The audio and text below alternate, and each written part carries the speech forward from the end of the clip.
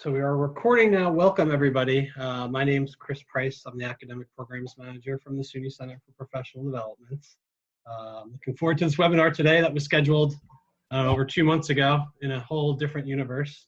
But I think it's timely, especially if there will be, a lot of online teaching and learning, or at least a lot of scrambling to design new courses for however they will be delivered in the fall. So I asked our colleagues at Empire State College to present on this because they have a lot of experience with it, and I think this is a model that will only be on the upswing these days. So I'll let them introduce themselves and talk obviously about what they're going to mention. What they're going to talk about shortly, but I just wanted to share, as you see on my screen right now, some news around the Faculty Development Community of Practice conference that we're planning for October 19th and 20th at Portland.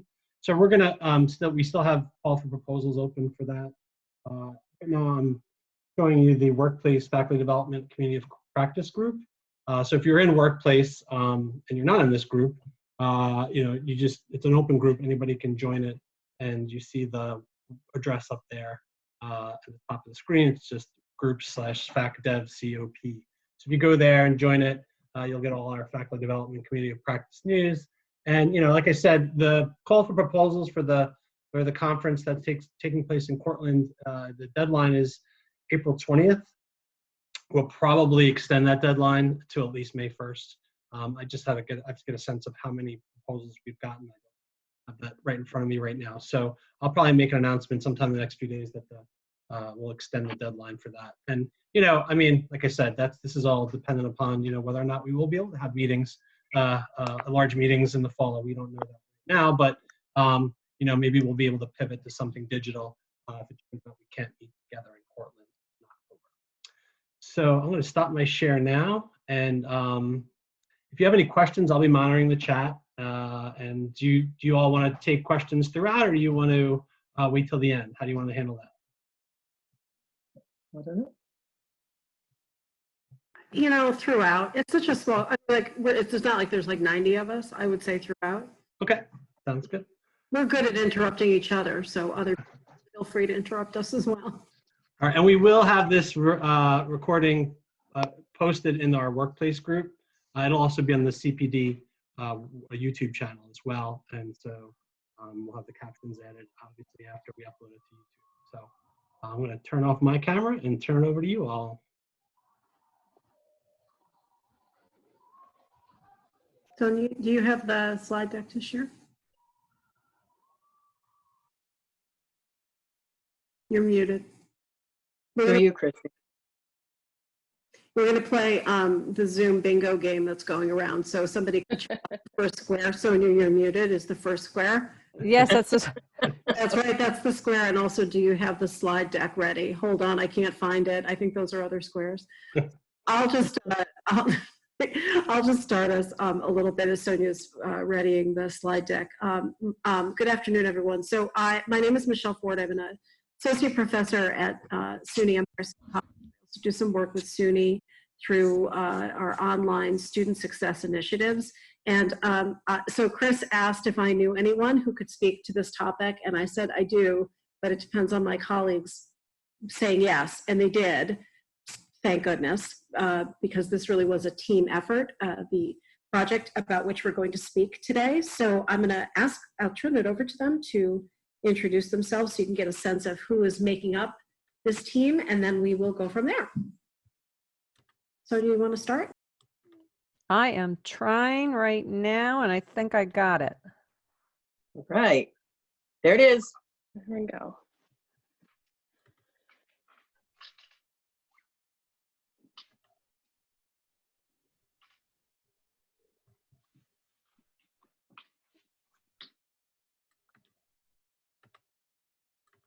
Do you all see it? Now, Okay. yeah, now Michelle's muted.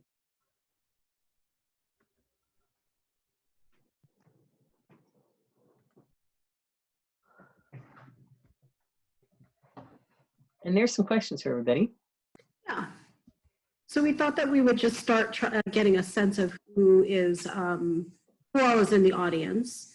And you know, as Chris said, when we developed this, we weren't thinking at all about emergency remote anything.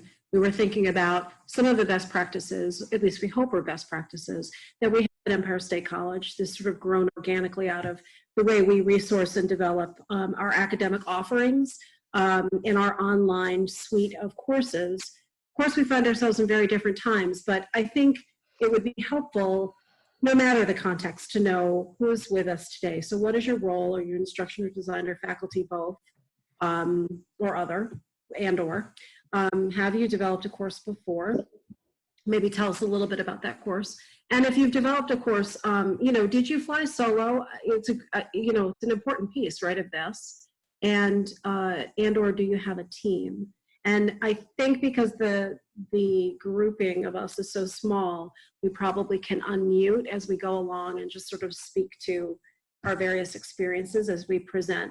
But I wonder if I could ask my team, our team, ESC team, to introduce us as well so our colleagues know who we are.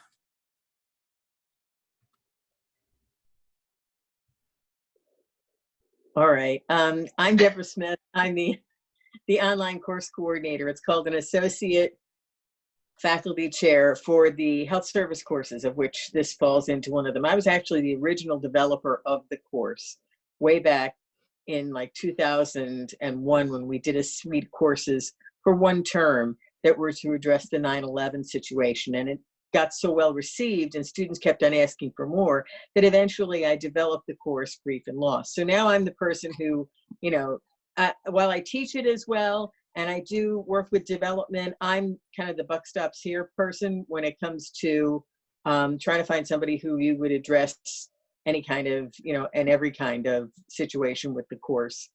And we used to call them, what do we used to call ourselves? Area coordinators. Then it was online coordinators. Now it's, now I can't keep up, you know, I mean, now it's associate faculty chair. And if somebody's an associate faculty chair, they deal with online specifically. Thanks, Deb. Christy, do you want to go? Sure. Hi, I'm Christy Shorkie. I've worked at Empire State College for, I think, about 16 years, starting out as an adjunct and then evolved into a mentor and backfilling for Michele while she's working for Open SUNY. And I got lucky enough to work with this group of lovely ladies, assisting with some of the course development and helping out with when there were some issues when the course went live.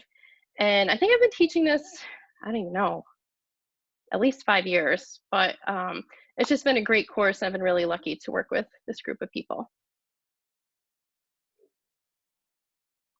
I think Sonja, you're up. Yes, Sonja Thomson. So I've been with Empire State for a long time, for 15 years, and support instructional design work. We pretty much for the 15 years have always worked with a very team-based approach when it comes to course development, new course development, as well as redeveloping courses, refreshing them every 3 years or so.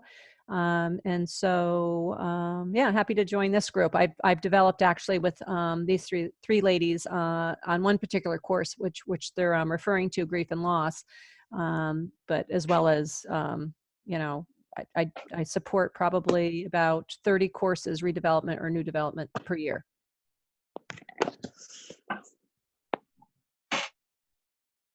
Great, thanks. So, so here are the objectives.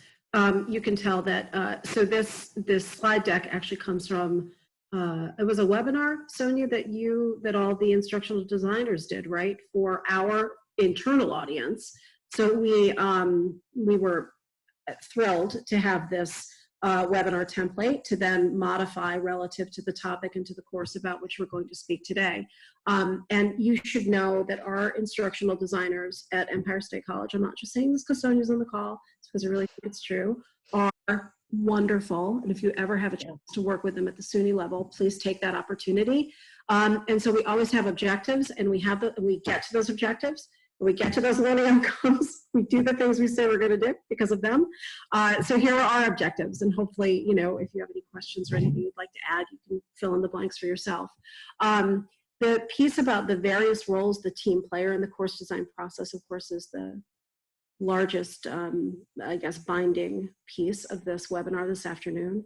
But also the second bullet point, the team approach, we feel, yields higher quality courses. Each one of us sees something that the other one does not see, almost without fail, right? Whether it's content related or it's something technical, or it's a lack of alignment or a misalignment between learning assessment activities and the objectives of the course, the learning outcomes of the course. And we wouldn't have that ability if it was just one or even two sets of eyes. And then also, it gives us an opportunity to reflect on the entire institution's course design process. That we have one is a good thing, and that we can actively give feedback up the food chain as to what that looks like, and you know, what it looks like from a departmental perspective, and so on and so forth, I think is really important. And again, the team-based approach informs that. Did that cover everything, colleagues? I think so. I think so. There's the flowers. They are pretty flat. Remember spring? So I'll just, I'll take the slide and then I'll maybe turn it over to one of my colleagues. So this is just a little bit about the college. And, you know, we wanted to give you the sort of demographic piece of it. Sometimes Empire State College is a little bit difficult to explain to people, probably less so our colleagues within the SUNY system, but so we're distributed. And because we're distributed, we're actually used to doing this kind of work, this kind of sort of remote work that ends up being collaborative across literal geographic space. And we have a lot of online courses. We have about 17,000 students. Most of our credits are delivered somehow online and or in some sort of hybrid version. So again, we're accustomed to this kind of work. And I think, you know, I think we've gotten pretty good at it over the years. Mm-hmm.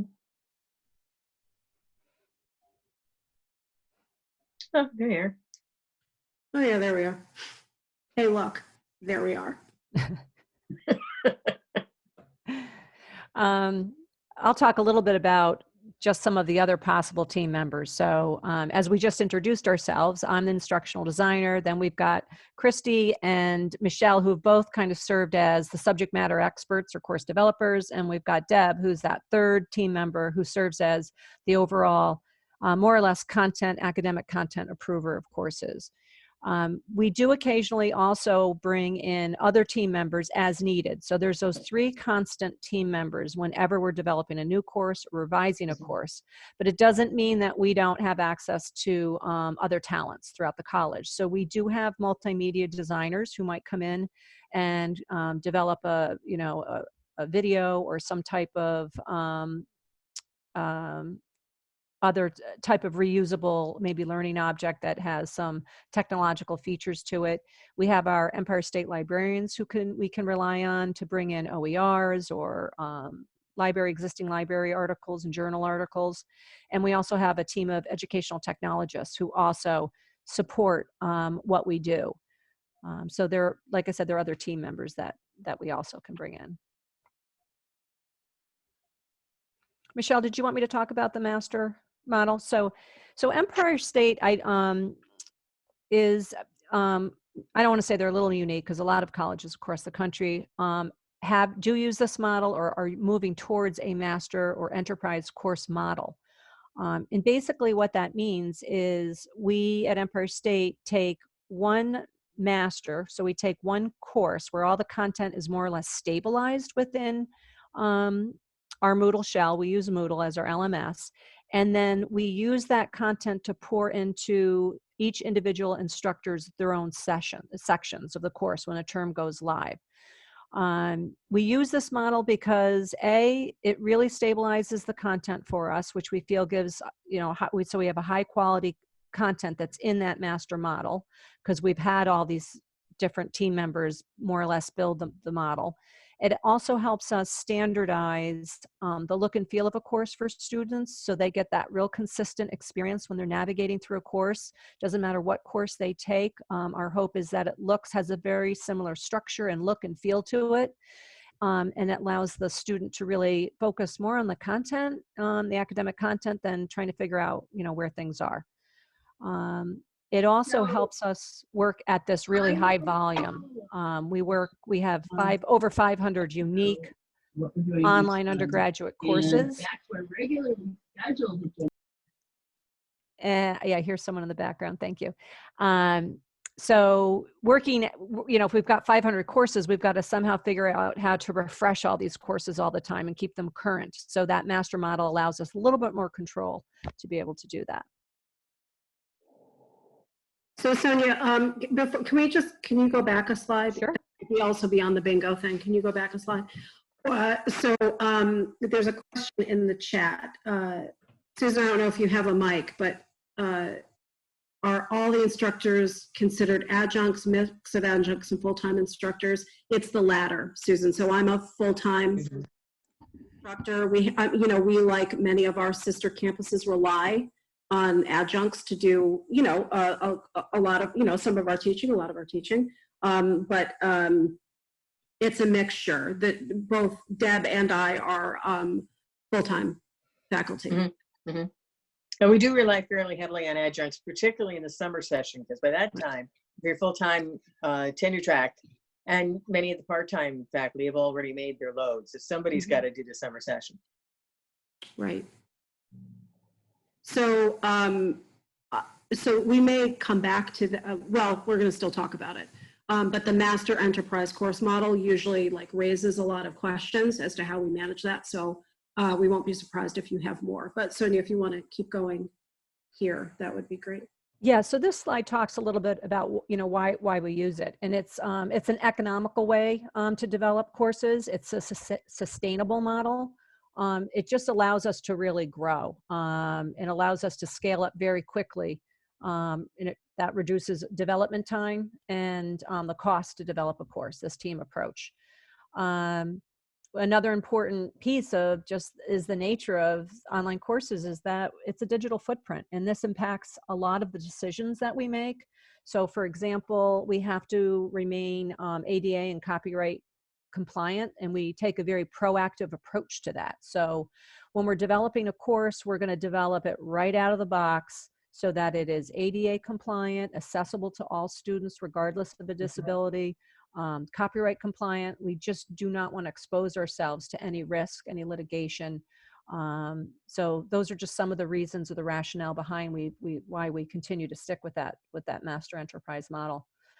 Another big issue for us is that quality assurance just does not end with developing the course. So we don't ever develop a course and then say, we're done, it's perfect, it's great, because it's continuous. It's never perfect or great. You can develop a course and teach it the first time and then go, wow, some of those things didn't work so great that we thought were going to work great. So there's always an opportunity to take that course, even after it's taught the first time. You don't have to wait 3 years to refresh it.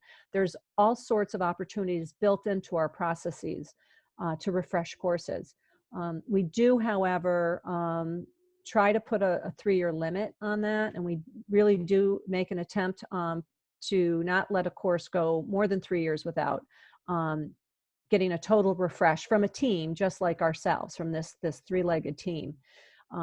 This refresh has become very important for us because we find that instructors get burned out. They might teach the same course 3 times a year for 3 years, and trying to grade that same essay or have that same discussion, can get a little boring and it can get stale. So that 3-year refresh allows us to really reduce instructor burnout, hopefully increase our student satisfaction and retention because it's fresh, it's interesting. I did talk about the minor revisions, which is simply a process we have for continually tweaking those courses to make sure the links aren't broken and that textbooks are updated. And that third bullet, I think, is important because this process, even though it seems to be I guess just like, you know, it's so formalized, it's such a formalized process, it really does allow for a lot of that instructor freedom. And I think that's a really important part. Instructors do get that master course 3 weeks before a course actually goes live. And they have 3 weeks to refine that and tweak that to meet their own personal learning styles and anything new that perhaps has come up, you know, in current events or something new in the field itself.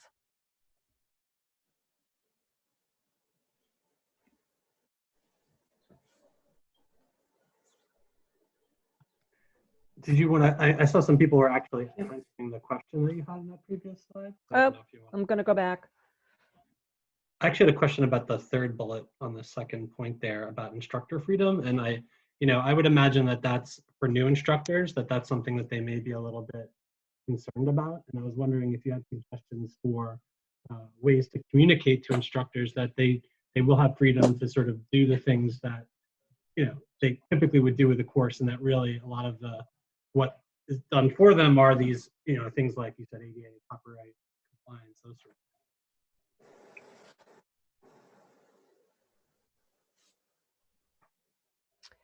Yeah, so I can just add to that, you know, any faculty, adjunct full-time faculty, they're oh, bless you, Deb. Sorry. It's communicated to them that 3 weeks prior to the course that they can make adjustments to that course. Now there are limits to that, of course. So there's a course description, and there are 3 course outcomes that students, when they register for the course, that's the product they're buying. And so when instructors get into their live term, if they want to update a discussion question, as long as it stays in alignment with the course description and the outcomes of that course, they're more than welcome to say, let's say the discussion referred to something about Hurricane Sandy or something that happened 3 years ago, or let's even talk about like the Ebola crisis or something like that. There's absolutely no reason that instructor couldn't get in and say, you know, they're going to change that discussion up to reflect today's, you know, epidemic that we're seeing right now with coronavirus, and tweak those discussion questions a little bit more so that it's more meaningful and relevant to what's happening today. But I think what's important is when Sonja said it has to align with the 3 course objectives. We have had a couple of rare circumstances where people came back and said, but you know, I liked it better in the old course when we did this. And they wanted to like wholesale take a piece out and plug in the old thing. And while that would have been okay on the face of it, when you started looking at what they were advocating for, it didn't match the course objectives, and it would lead the students in a totally different direction than what we hoped they would gain from the course. So at that point, you know, even after talking about it, if they were insistent, I'd have to go, you know, if you can't get it to work with this course objective, then you really can't use it. And because we try to stick with those, again, you know, we don't want the students to become involved in a course and get away with it saying that had nothing to do with anything it said it was about, because that's not right either. And Deb, that comes from you as the sort of person who approves the course, right? But I think that matters because you're also sort of a subject matter expert as well, right? So yeah, it kind of comes up to me, you know, because the people will address various folks, not necessarily other instructors, but the folks who are working with the courses on a continual basis, maybe the schedulers or whatever that might be. And then it floats up to me because people are like, I think we need to talk to Deb about that. And then I'll address it directly. You know, I'll take a look at what they're trying to say, what they want to do. I may talk to Sonja about it if it's got some tech glitches or something to it. And then, you know, basically it does come down to, are you teaching by the objectives or aren't you? Because if you're not, then that's another whole bag of worms that we can't really do right now with this course.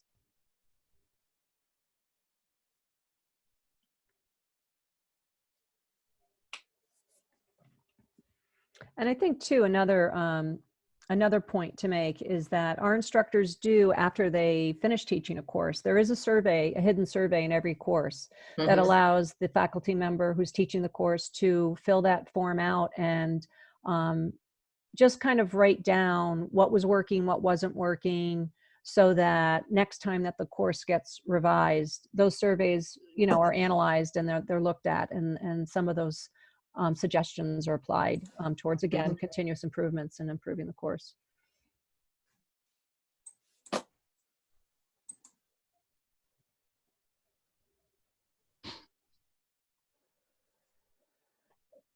Okay.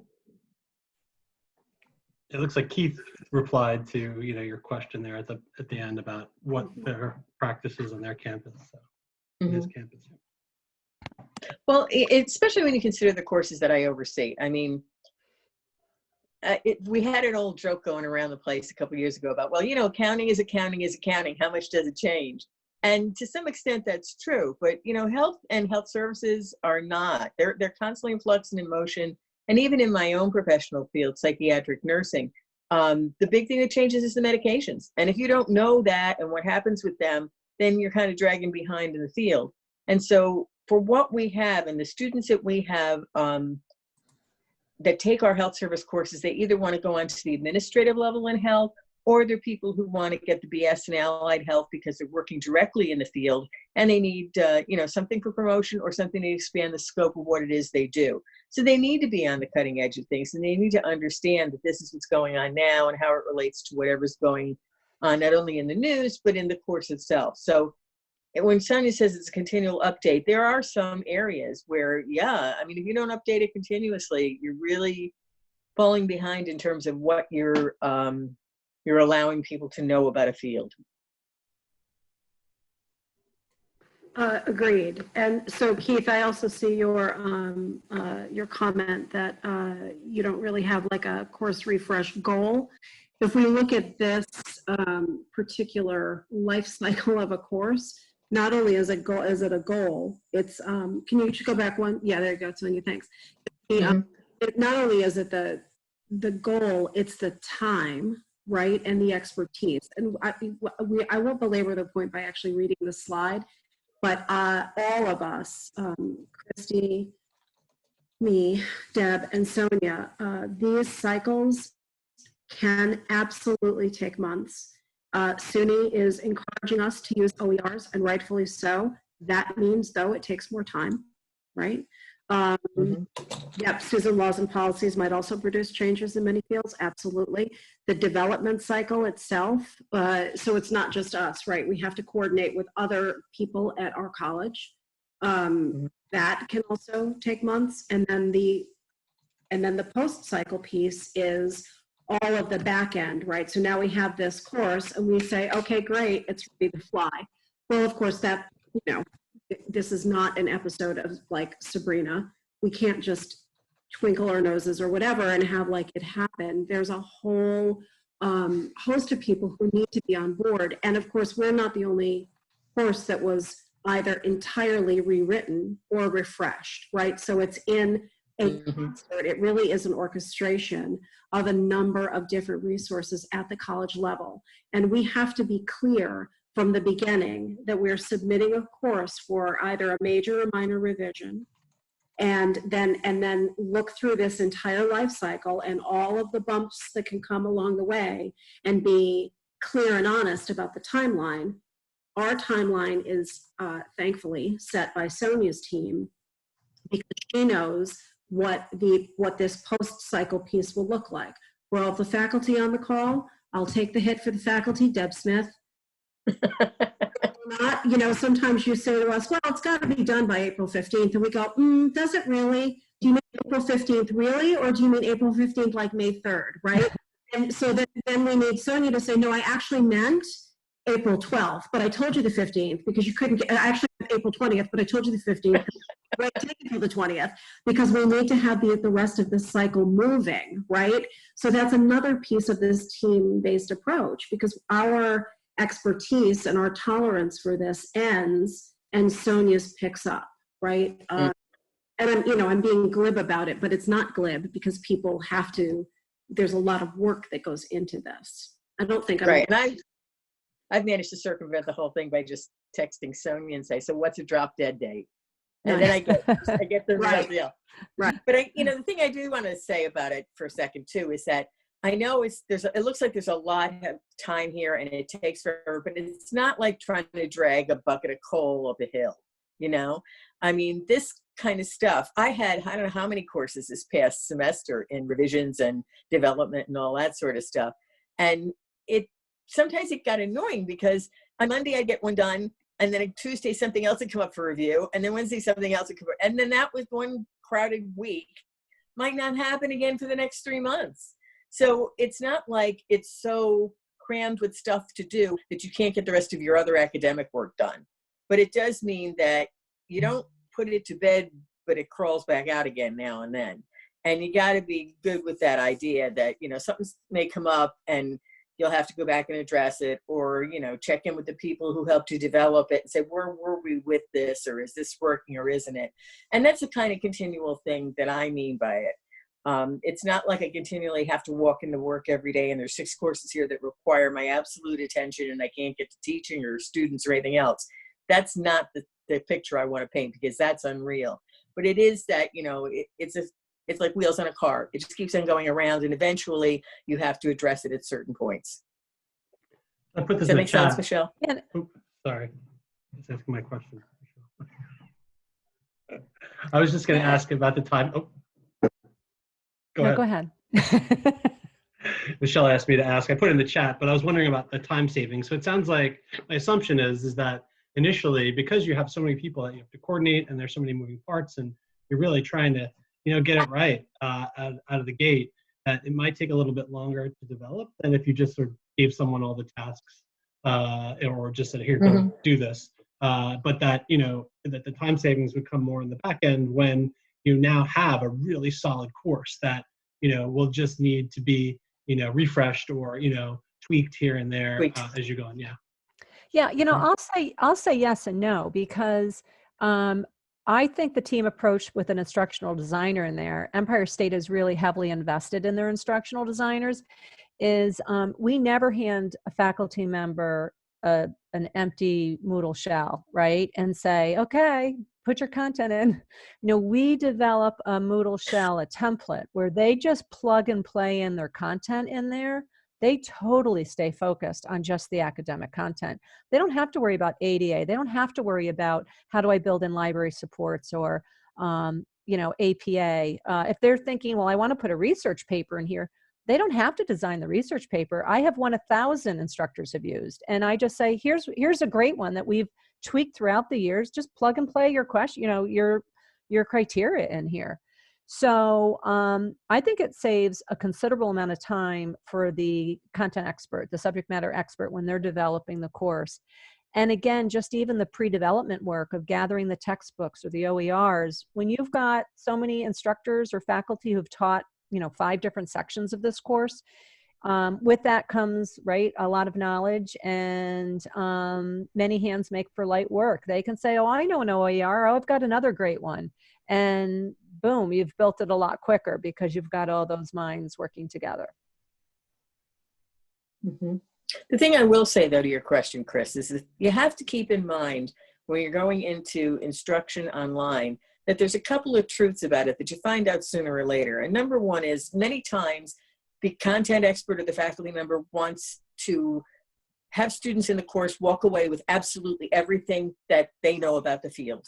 And that's not what's going to happen in a course. You know, I've seen courses where people try and cram so much into it, and that's easy to do in an online course, that, you know, could easily be broken into 3 separate courses. So resign yourself in the beginning. Look at your course title and realize that not everybody needs to learn everything. So then what are the real critical things that you want them to know coming out of this course? And don't try to shove it all in there. You know, you have a book, you have other things that are in the course, you have all kinds of other ways that students can access and learn different information. So putting it all in there, thinking you're going to cover all the little dots and cross the T's, is only going to make it bulky and formidable for anybody to get through, and that also impedes people's learning. But as Sonja said, you know, a lot of good minds can work with that and bring it down to something that's a reasonable quality course.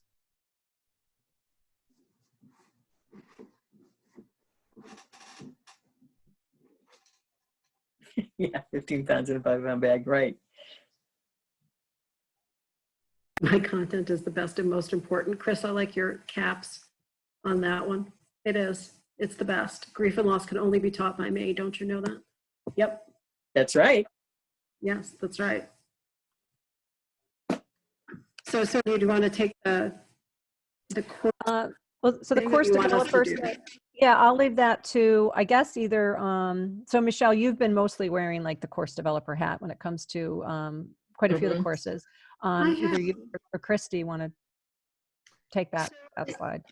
Yeah, so I have, except that my dear colleague Christy is also quite an expert in this. So I wonder, Christy, if you want to take this slide, and I'll just like interrupt the way, I don't know, we always do. We do, I know, absolutely. So I think when I think about being the course developer and Sonja talking about the advantage to working as a team, it really comes into play here, having a variety of different people looking at it with a fresh set of eyes. And just no matter the modality, we have a variety of steps to apply here. Aligning the course content with course description and outcomes is a significant one. Course outcomes and objectives should be observable, measurable, and align with course materials, activities, and assessments. This is Nicole from Dr. Maloney's office. Oh, I am good. How are you? Conceptualizing the structure of the course. How is it going to look when it's laid out? Is it going to work for the students? Is it going to work for the instructors? Developing the course content that's up to date and reflects current theories and practices in the field. Again, this is where Sonja talked about tweaking the course as we move along. And ensure the course is worthy of the credit quantity, upper versus lower level designation. Are we meeting gen eds if those are applicable? Yep, and all of these are, so these might be the sort of like stable pieces, right? And then to Deb's comment earlier, so where are we? Develop course content that's up to date. Okay, so when we revised this course, we threw in some theories that we thought were not reflected in the 2001 version. It's interesting, by the way, that we just updated this course and now we're in a pandemic, and Deb created it as a response to 9/11. That is not lost on me. Anyway, but right, so this is so to some of the earlier questions, if we did not, so we probably won't do another course update, right, between now and the fall. Right, no, we won't. Right, let's not do that because we're busy, but. Let's do that and say we did. Yeah, but those of us teaching it probably will put in something in a discussion on our own about this particular pandemic, right? Or COVID, or how's everybody doing? I'm doing it right now, teaching the course right now in an 8-week session. There's nothing in the course about pandemics, but I know as a content expert, as does Christy, as does Deb, and frankly, so would Sonja, that it would absolutely align with the objectives of the course, right? The intent of the course to remind students that this academic content has real life application. I have all healthcare students in the class, some human services students, so of course we're going to talk about it. So back to the business of, how much can faculty own the content of the course? It's, it's limited only by your own willingness to say, we're talking about theory. Oh, by the way, look, we're in the middle of a pandemic. How do we marry these two topics, right? We would do this in a face-to-face course. We surely can do it in an online course without disrupting or throwing off course the goals of the course, the stated goals of the course. Yes, that's right. Definitely. Yep. Right. I mean, we just put a thing in the discussion this morning and over the weekend that was sent on by Christy. There was something about how funeral homes now, and now, although we make a big point in the course that this is not a death and dying course, but a lot of funeral homes now, since you can't go in unless you're immediate family, they provide a webcam at the parking lot that you can then talk to the family through that. Not the greatest thing as being there, but at least it lets people come and, try and afford some closure for the family and for themselves. Right. And we'll see what students have to say to that in the discussion.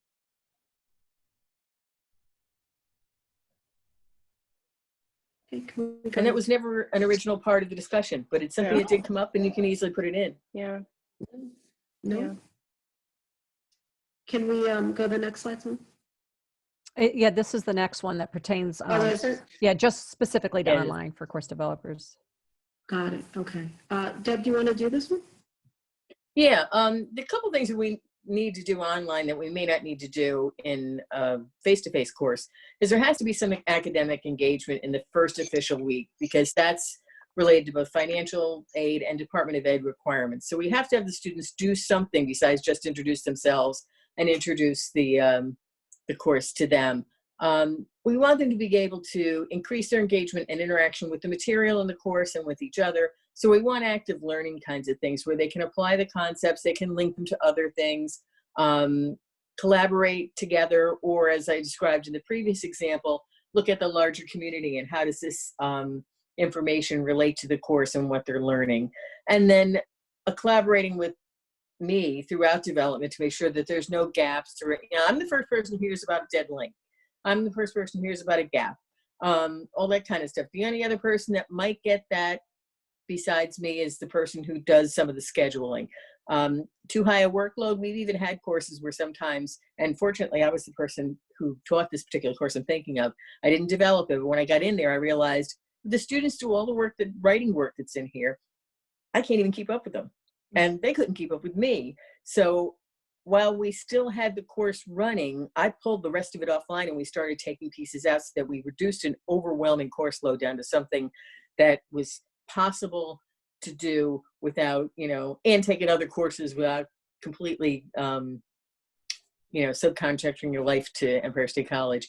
So, and that's something that now we catch that more in the final review. But at the time, it was just one that popped up, and we didn't realize it was going to be as much as it was. So that's the kind of collaboration that goes on, and we get that sorted out, or we do it on the fly, or whatever we need to do. It's kind of like, depending on the seriousness of what's going on, broken link is something where a librarian can often find you an alternative and come back with 2 or 3 of them. Some other kinds of things, they may need to be addressed right then and there. So those are the things that happen with online. You got to get that sort of stuff sorted out. You got to look at, are you sucking the students in and making them engage with the course? And is the stuff really, helping them to learn beyond just reading what's in the course notes? Okay, next slide. This is me. So as I said, I'm the instructional designer at Empire State. An instructional designer can mean very different things at various campuses. There doesn't seem to be any one kind of roles and responsibilities for us, right? So at Empire State College, we just have a very systematic approach to the way that we apply learning theory and best practice when we're developing the courses and we're developing learning activities. We do not, we're not educational technologists. We don't build multimedia. We don't train faculty on how to deliver the content. That's done by our educational technologists, but we strictly kind of wear our instructional design hat and we build those master models. That's what we do. I think one of our main tasks is to really wear also a project manager hat. So we're getting the team together, we're keeping the team on track, we're setting deadline dates because, we're developing a course that goes live September, whatever, it has to be ready. So just a couple things that we really do is, again, we talk about alignment. It is the foundation of the course, right? So we really assist with aligning the course content to the course description, to those outcomes, so that it stays focused. We don't go drifting off into any other type of other content that we're just not supposed to get into. That could be a whole nother course, right? Mm-hmm. We work with the developer to chunk the course down so that it's in digestible pieces for students. So we're constantly kind of revising and shaping the content, providing a good pace of the course so students stay engaged and paced. They always have something to do, so they're just not disappearing from the course. We structure the learning activities to be engaging, meaningful, active, a lot of interaction. We help build quizzes. We don't expect our content experts to come in and sit and build a quiz in the LMS. We'll do that for them. Again, saves them time. We also provide them, like I talked about, just even learning samples. If they're going to want to put together a case study or a research paper, I'll provide them with one that's a true and tried one that's worked in another course and say, edit it and reuse it.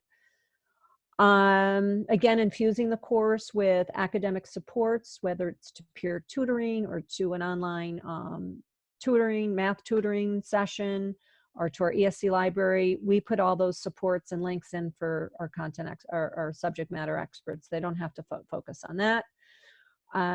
Again, I already talked about making sure that our courses were out of the box compliant. We want to be very proactive. It's so much easier to develop a course the right way than, let it go out there and then try to fix all these problems. So that's really important to us because of we want our students to hit the course, running without any problems. And again, I just mentioned in that last bullet that at Empire State, our focus is strictly on instructional design.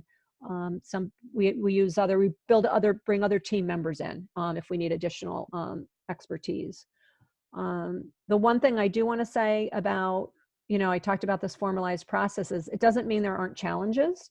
So there are challenges that come when we get a sudden mandate, such as, hey, we need to build 8-week courses, and that wasn't on our radar. And we hear very last minute that, guess what, in 2 months, you need to have a lot of 8-week courses ready. So, maybe there's a grant that suddenly gets approved and we have to build that course really quick. So, there's still challenges with it, but there's flexibility built into our process to kind of absorb some of those challenges. And, we do the best that we can with that. Yeah. Content coordinator. Is this Deb, mine? this is you. This is me. Oh my God. Yeah. All right. You're the third leg of our stool. God bless us all. Well, I think the important thing about this is the stuff that's up there in italics. It's a faculty-driven process. And as we were saying before in the chat, how do you get all these faculty to work together? And one of the practical things I would say is, if you can, work with people that you trust and to admire, that you like, that think it's going to make it a fun experience. And that sounds kind of counterintuitive when you think of all the expertise in academia, but it's really true. I mean, if you're not going to have a good time with these folks and go out to lunch with them afterward, maybe think about who you might and can they work with the course content. And other than that, it's probably a matter of laying down rules. Okay, before we start, this is how it's going. But anyhow, what we do with it is if I want to develop a new course or somebody else wants to develop a new course, we get the basic description and stuff like that. We have to work through our faculty chair and the curriculum committee. The curriculum committee will approve the content. They have academic oversight and final say. So it's kind of like we have to also give them suggested objectives, obviously, maybe a couple of suggested assignments, that sort of thing. So they can get a brief idea of where we're going to go with this course and what we might want to do with it. And then we work with the course developer to do the syllabus, order the textbooks, any OERs or ADA compliance kind of things. And then if it's an existing course already, and some instructors have some ideas for making it a better course in the revision, we take them under consideration as well and see where we can and what we can do with it. So that's kind of how the content coordinator works. It goes sort of in a bunch of different directions to try and bring all the best of it back for the course itself. Yeah, I think that's a really good point, Deb. I just think that we really make an attempt to have all faculty who are going to teach the course feel very vested in it. We want it to feel like it's theirs, right? Mm-hmm. Yeah. We want them to be proud of it. And we wanted to feel like there's just an investment in it. So. Mm-hmm.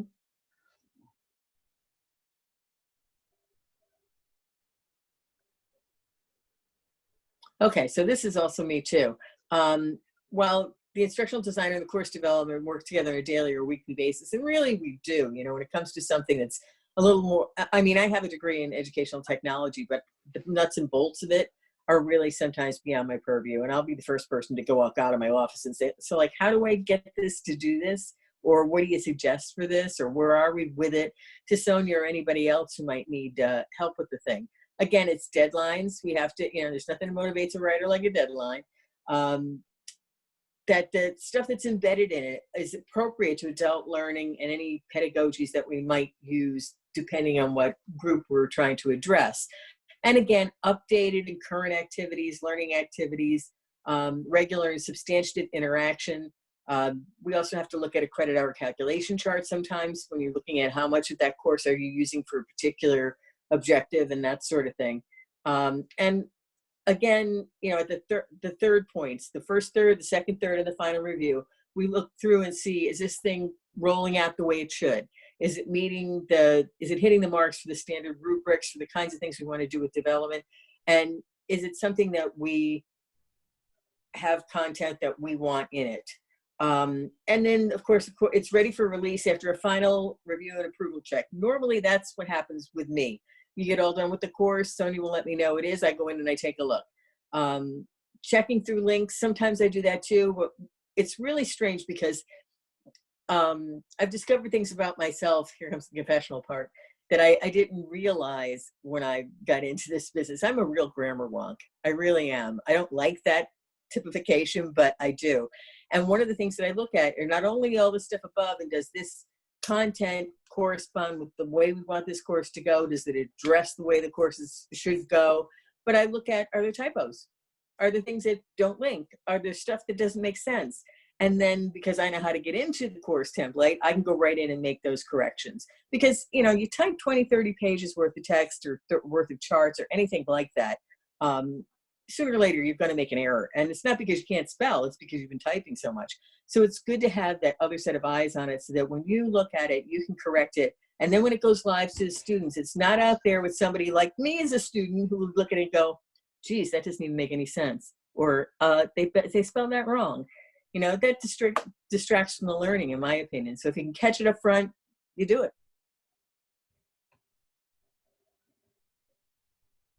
Next. Here we go.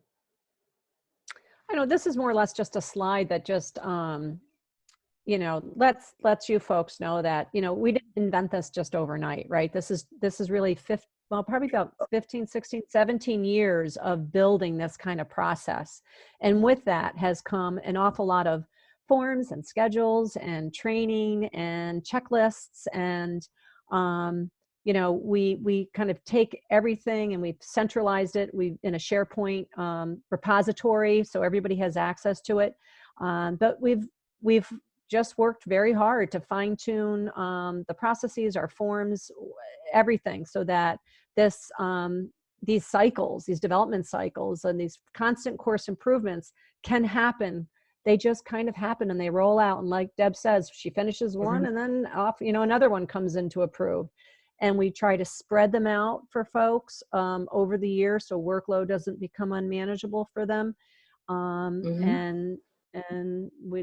So it doesn't happen overnight, I guess is my point. But the point is, I think, is that we do have these things and they're tools that we use all the time.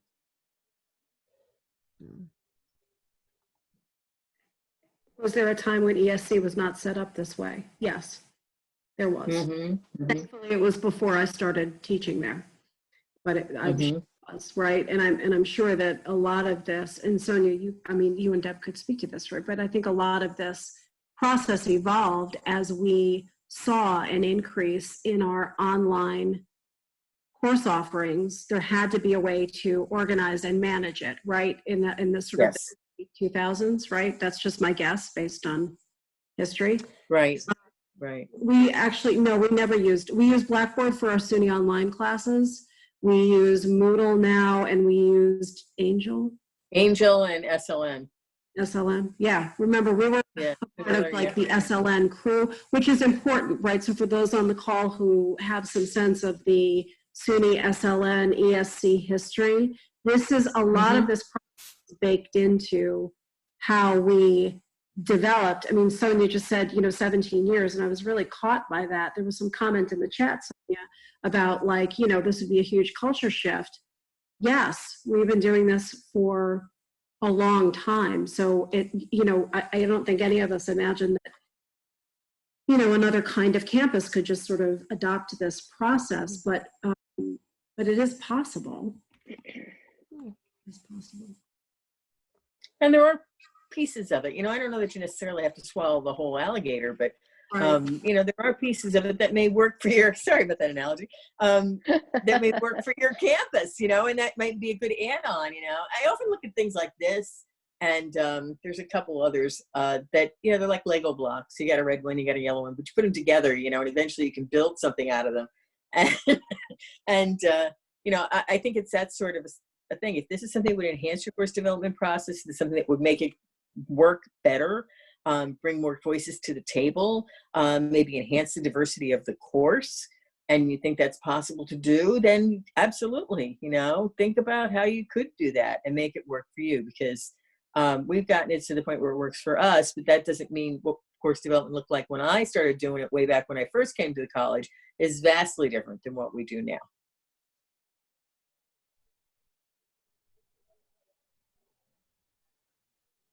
I think we've talked about a lot of this that's on this slide, Sonja. Yeah, we have just the importance of what that team, right? What the team approach brings to the table, and it's basically that you know, many minds together improve the process. Mm-hmm. Yeah. Go. Including alligators swallowing. Okay, I just wanted to, yeah, I'll never forget that, Deb. But I just want to make the sort of obvious closing comment that where we sort of ended up was that this was an iterative course design team-based process. So we're for the iterative process, right, on top of the iteration of the actual course itself and the iteration of the culture to support all of that flexibility and you know, team-based piece. And to everyone in the chat saying it takes resources, and you didn't say this, but I'll add this, it takes buy-in of the right of the people who make decisions about where our budgets go, right? Clearly, our administration is heavily invested, literally heavily invested, and they can always be more invested for anybody listening to this. Always a pitch for more money, but I mean, you know, so clearly, so and we've been happy to assist our sister campuses in the SUNY Online process as well, right, in terms of our own approach to this.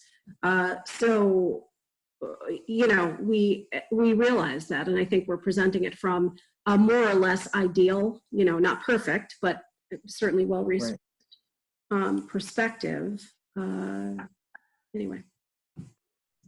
So we have like a minute or two if anybody wants to chime in with a question. There's a lot of great questions in the chat, so we'll definitely share that, and I'll post a link to the chat discussion in the usually put it in a Google Doc and then in the description of the video. So any questions anybody wants to just jump in and ask everybody on your mic? Or I think Susan makes a really good point that I think, you know, I mean, that's why I reached out to you initially, Michele, is because I knew that, you know, you all have been doing this for a while, and I think it does provide a really good model. I think it was helpful to hear that 17-year figure, just because, you know, again, there's a continuum here. You know, I don't think it's all or nothing, and I think that, you know, a lot of campuses. I mean, I just speaking from teaching at Brockport, there's a lot of Brockport folks here.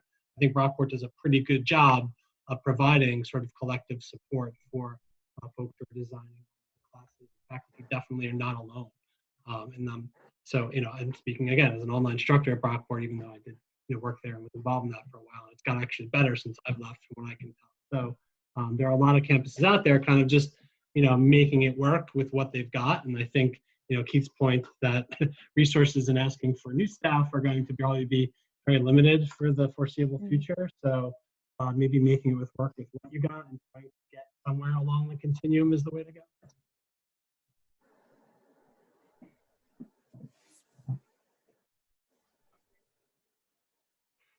Okay, I think too. Okay. I think too, one of the things that we wanted to bring out without making it too obvious is that, you know, we've had a lot of colleges, even in our folks in my own family. My husband's a professor as well, but not at the SUNY system, where they've suddenly had to take a lot of stuff and slap it online. And there's nothing wrong in doing that in a crisis like we have now, but it's a very different thing to deliberately sit down and develop a course as opposed to having to do a screeching online transfer within a week.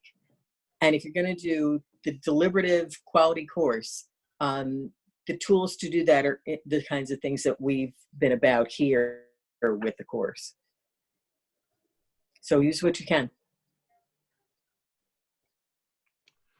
All right, well, I want to thank you all very much, and just Thank you. applaud, and everybody else could applaud too. They're all applauding, even though they're muted. You know, thank you for providing your emails, and feel free to reach out. Like I said, I will be posting the recording in our faculty development community practice group. Feel free to add any more comments to that there if you have any other questions or comments. And hope you all are doing well and are safe and sound and healthy and hanging in there mentally, most of all. Thank you. Yeah, All thank right. you. Take care, everyone. Thanks, Cameron.